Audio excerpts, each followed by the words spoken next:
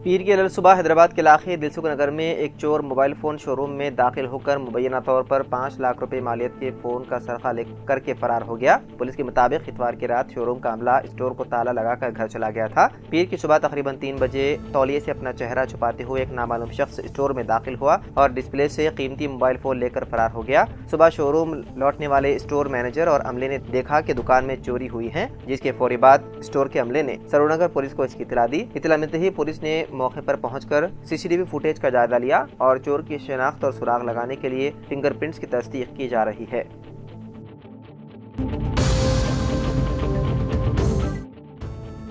आंध्र प्रदेश के विशाखापट्टनम शहर में एक बाप ने अपनी बेटी की मोहब्बत की शादी से नाराज होकर उसके नौमौलूद बेटे को चुपके से मां को इत्तला दिए बगैर किसी और को गोद दे दिया। ये वाकया उस वक्त सामने आया जब मुतासिर लड़की ने पुलिस से शिकायत की। पुलिस ने कहा कि आरको इलाके से ताल्लुक रखने वाली दिव्या स्वरूप ने जॉन बाबू नामी शख्स से मोहब्बत की शादी की थी, जो उसके बाप शोकरा को शुरू से पसंद नहीं थी। शादी के बाद से वो दोनों मियाँ बीवी में इख्तिलाफात पैदा करने की कोशिश करता रहा, जिसके बायस दोनों अलग अलग रहने लगे। हमल के दौरान शोकरा अपनी बेटी को विशाखापट्टनम के कैलाशपुरम ले गया और वहां एक किराए के मकान में रखा। जदगी के बाद KGH अस्पताल में दिव्या को एक बेटा पैदा हुआ। लड़की के वालिद ने बच्चे को इरफान का बहाना बताकर इलाज के लिए कुछ कागजात पर दिव्या से दस्तखत लिए। बाददा उसने बच्चे को किसी और को गोद दे दिया। 2 माह गुजरने के बाद जब मां बच्चे के बारे में पूछा तो कोई जवाब नहीं मिला। मजबूरन दिव्या ने मामले को पुलिस से रुजू किया। शिकायत पर फौरी कार्रवाई करते हुए पुलिस की क़यादत में तश्कील दी गई खुसूसी टीम ने सिर्फ 3 घंटों में बच्चे का सुराग लगा लिया और इसे दोबारा विशाखापट्टनम के चाइल्ड केयर होम में मुंतकिल कर दिया। बहादुरपुरा फ्लाईओवर के नीचे एक कत्ल की वारदात आई पेश। तफसीलात के मुताबिक हैदराबाद के बहादुरपुरा फ्लाईओवर के नीचे कत्ल की वारदात पेश आई, जहां एक नामालूम शख्स की नाश दस्तयाब हुई। इत्तला मिलते ही बहादुरपुरा पुलिस ने मौके पर पहुंचकर मुकदमा दर्ज कर लिया। फिलहाल मकतूल की शिनाख्त और इस कत्ल में मुलव्विस मुलजिमान का सुराग लगाने के लिए तफ्तीश जारी है। पुलिस आसपास के इलाकों में लगे CCTV फुटेज की जांच कर रही है ताकि असल कातिलों की शिनाख्त की जा सके। बाद पुलिस ने नाश को बगैर पोस्टमार्टम उस्मानी अस्पताल मुंतकिल कर दिया और मुख्तलिफ जावियों से तहकीकात की जा रही है।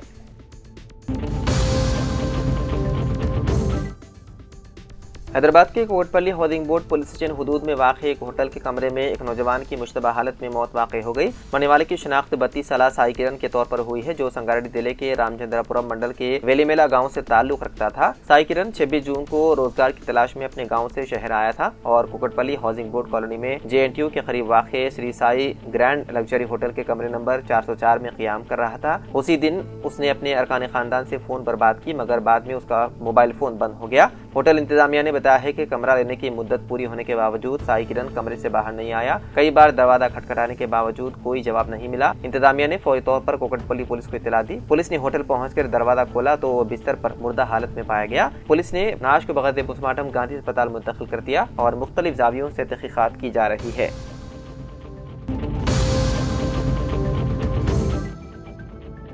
तेलंगाना के जिले संगारेड्डी के पाशा मैलाराम सनती इलाके में पीर की सुबह एक जबरदस्त धमाका पेश आया। इत्तलात के मुताबिक सागाची नामी केमिकल फैक्ट्री में वाक़े रिएक्टर अचानक फट गया, जिसके नतीजे में फैक्ट्री में आग भड़क उठी और तकरीबन 20 मजदूर झुलस गए।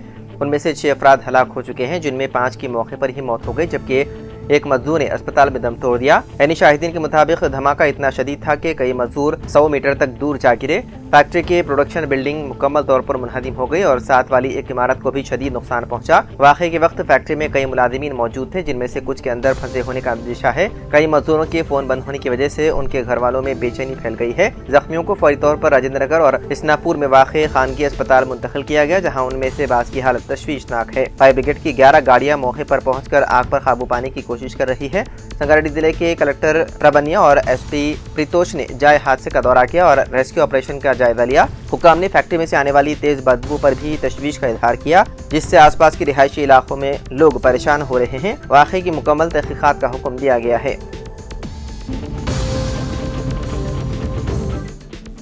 हिंदुस्तानी रेलवे से सफर करने वाले मुसाफिर मुतवज्जे हों, 1 जुलाई से रेलवे तत्काल टिकट का ज़ाब्ता बदलने जा रहा है। अब 1 जुलाई से तत्काल टिकट बुकिंग की इजाज़त सिर्फ उन्हीं RCTC अकाउंट होल्डर्स को मिलेगी जो अपने अकाउंट में आधार नंबर से ऑथेंटिकेट करा चुके हैं। रेलवे इसकी मदद से तत्काल टिकट में फर्जीवाड़े को रोकना चाहती है। वजीर अश्विनी विष्णु पहले ही समाजी राब्ते की वेबसाइट एक्स पर पोस्ट करके इस ज़ाब्ते की जानकारी दे चुके हैं। अब Indian railway catering and tourism corporation के पोर्टल और ऐप पर भी नए ज़ाब्ते की जानकारी फ्लैश कर रही है।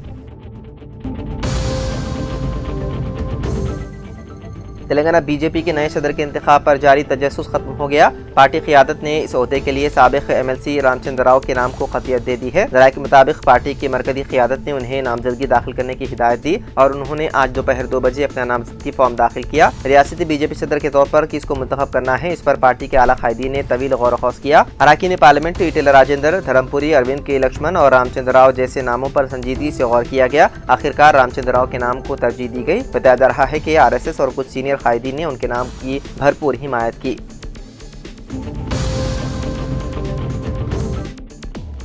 पॉक्सो मुकदमे में सजा के खौफ पर एक शख्स ने खुदकुशी की कोशिश की। यह वाक़या तेलंगाना के जिले मेदक के सुभाष पल्ली गांव में पीर की सुबह पेश आया। यह वाक़या उस वक्त पेश आया जब वो सेल्फी वीडियो बनाते हुए जहर पी रहा था। मुताशरा शख्स की शिनाख्त सुधाकर रेड्डी के तौर पर हुई है जो उसी गाँव का रहने वाला है। उसके खिलाफ बच्चों के जिनसी इस्तेसाल से तहफ़्फ़ुज़ यानी कि पॉक्सो एक्ट के तहत तकरीबन 2 साल कबल मुकदमा दर्ज किया गया था। जब केस अपने आखिरी मराहल में पहुंचा तो उसे मुमकिन सजा का खौफ लाहक हो गया, जिसके बाद उसने इंतहाई कदम उठाया।